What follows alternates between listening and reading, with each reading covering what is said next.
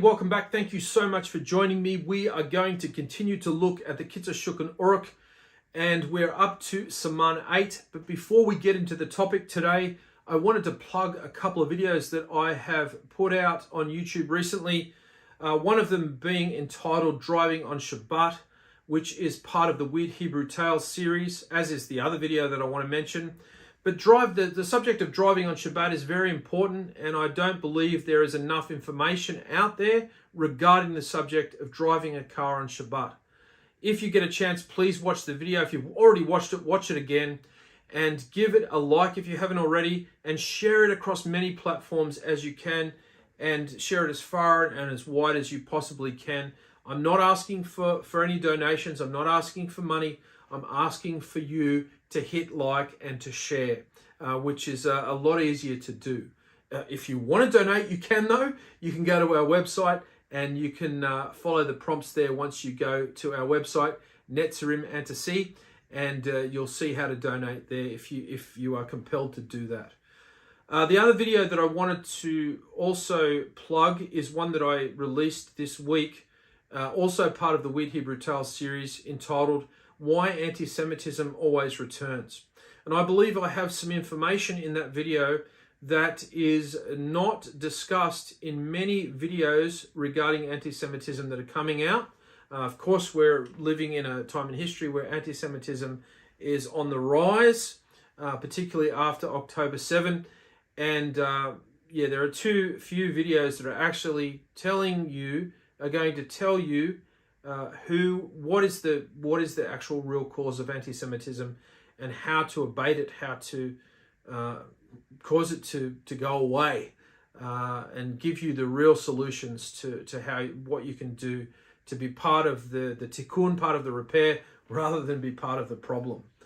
So go and check those videos out. Please give them a like and share them across as many platforms, social media platforms, as you possibly can. Maybe if you're on YouTube, you can add them to a playlist or something like that. Whatever you can, it would just be amazing, because it's important to get this information out to as many people as we possibly can. Okay, so this particular subject in Siman 8 today that we'll be looking at is really interesting. It's entitled Activities in Which One is Forbidden to Engage from Daybreak until After Praying the Shacharit, that is the morning prayers. And the topics that are looked at in particular, there's 6 seifim. So seif 1 is personal endeavors, 2 through 4, eating and drinking, 5, greeting others, and number 6, Torah study. Okay, so let's get into it. From the first light of dawn, which is light that radiates from the sun rising to the east at daybreak, since that is the beginning of the time of the Shacharit prayer, for if one did pray then, his prayer is valid after the fact, as mentioned below, beginning in Siman 18. Therefore, it is forbidden for a person to begin any work or to become involved in his personal needs or to set out on a trip before he prays Shacharit. This prohibition is derived from the verse that states in Tehillim 85:14, righteousness will precede him and he will set his footsteps on the way.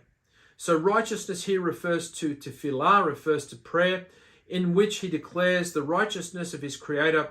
The verse is thus teaching that prayer must come first, and only afterwards should he set his footsteps on his way, that is, to the ways of his desires, in other words, all of his personal endeavors.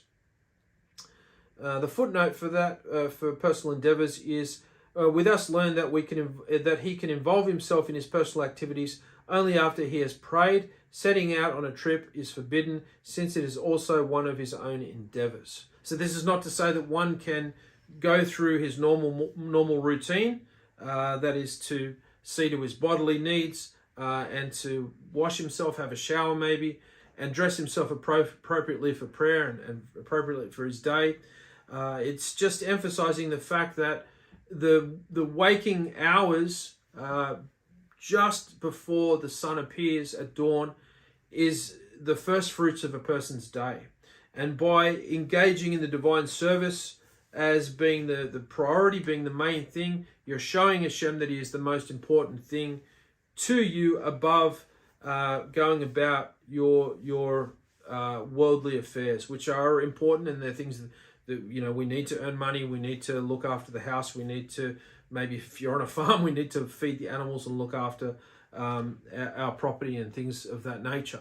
So you're showing the Almighty, you're my first desire, and so I will engage in prayer, and I will literally bring in the dawn. Some of you might be familiar with the pasuk in Tehillim by David Melech, which says, I will bring in the day. And that is, that's telling us that we have an opportunity to be partakers of the legion of people who around the world partake in the Shacharit prayer, and therefore are eligible to be seen as people that are literally responsible for bringing in the day, which is an amazing thing to think about. Number 2, it is forbidden for one to eat or drink before prayer, before praying Shacharit, as it states in Vayikra 19:26, Leviticus 19:26, you shall not eat upon the blood. This verse is expounded to mean you shall not eat before you pray regarding your blood, i.e. your physical well-being. The footnote to that reads, the unusual wording of the phrase upon the blood is the source for many and varied laws, of which the above is one. See Berachot 10b and Sanhedrin 63a. So that's saying that there are other interpretations for that verse that are valid. This is also another interpretation that we're looking into here, which is also very much valid. Anyone who eats or drinks and only afterwards prays, regarding him the sages applied the verse that states in 1 Malachim 14:9, that is 1 Kings 14:9, regarding him, and me you have cast behind your body. That's from 1 Kings 14:9. And me you have cast behind your body.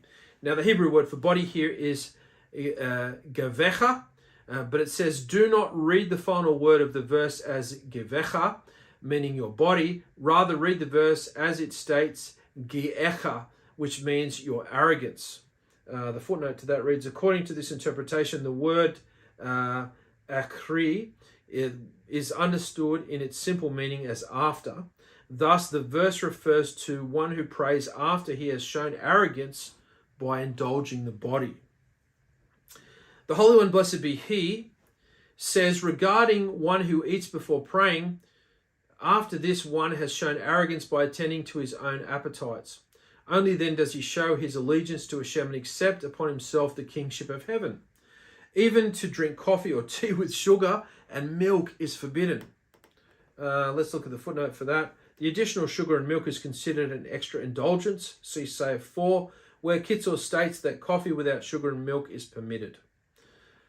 I can see some of you sort of thinking, oh, wow. But definitely you can have a black coffee before you pray. But again, it depends on your particular constitution. Some people don't have, and it goes on to say, let's just read this safe, shall we? An old and weak person who does not have the strength to wait to eat until the time that when the congregation is finished praying and leaves the synagogue, especially on Shabbat and Yom Tov, when the prayers are very lengthy, it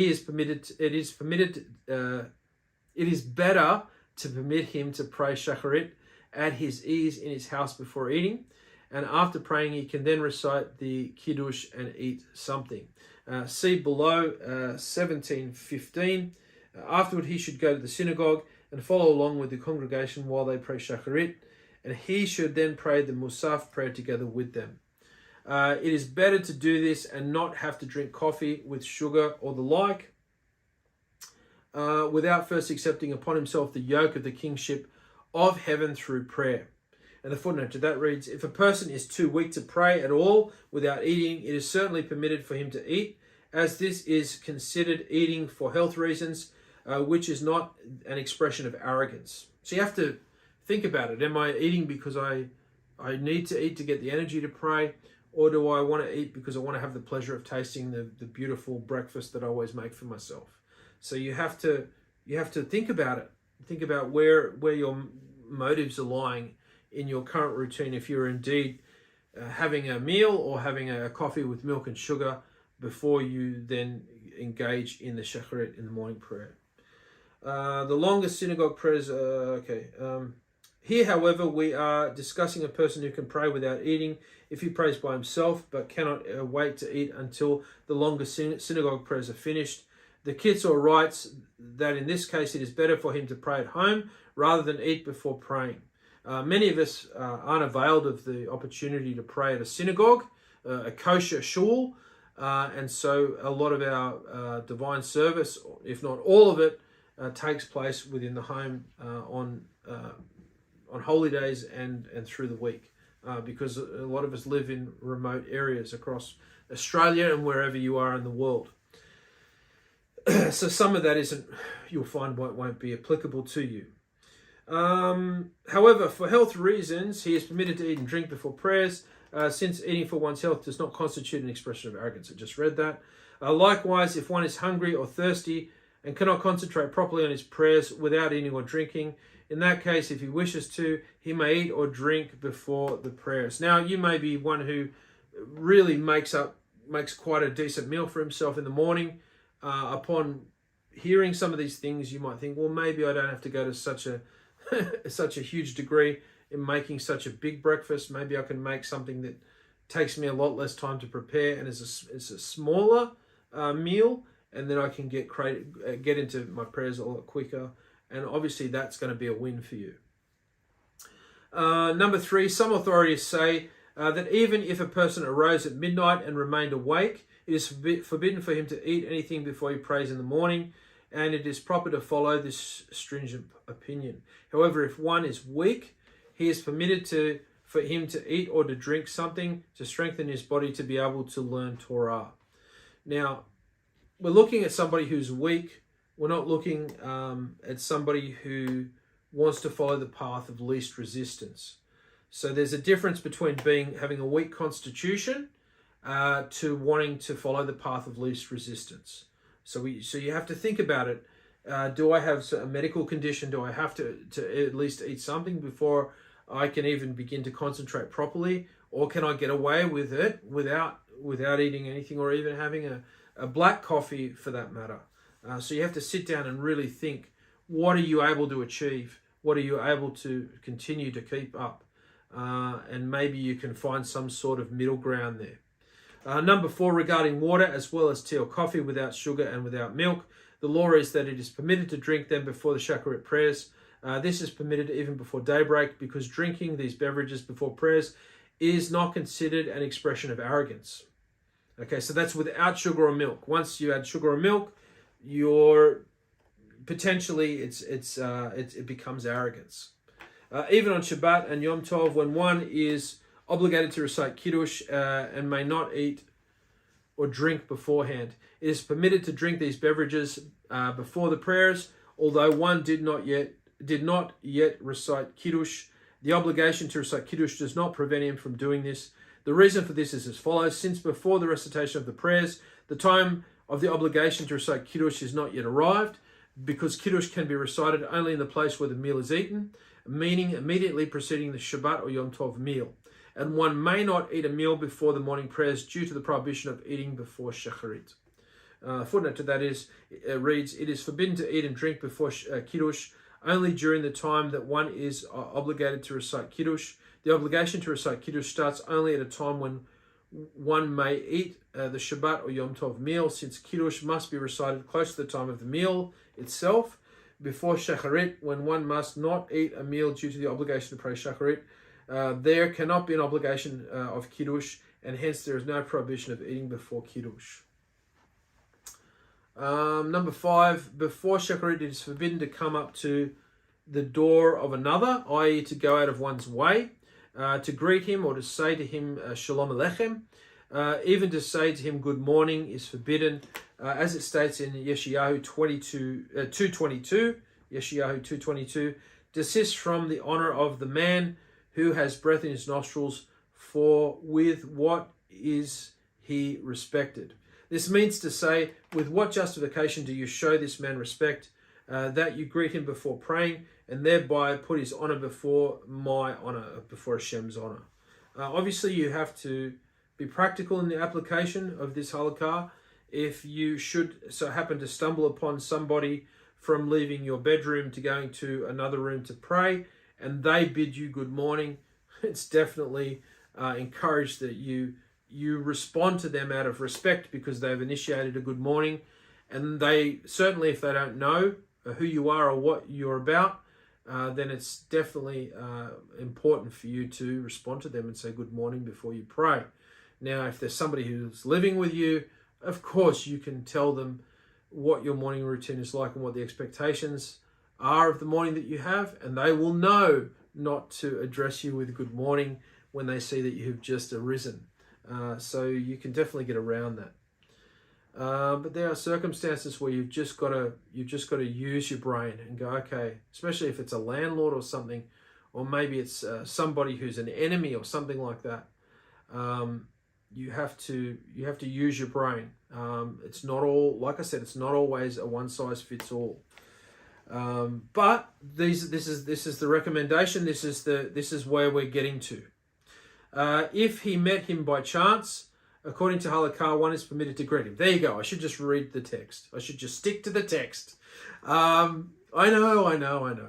But it is proper to change his language so that his friend should notice that he is forbidden to be busy with other things until he prays. And you can do that easily by just responding in a way that's different to how you normally respond. Not rude, of course, but using different type of greeting. And the person will immediately go, okay, he greeted me differently than he normally does. Okay, there's something up. And that might provoke them later on in the day to address it and get it sorted out. Number 6, it is forbidden even for one to begin a Torah study session from daybreak. However, one who regularly goes to shul to pray, and therefore there is no concern that he will miss the time of prayer.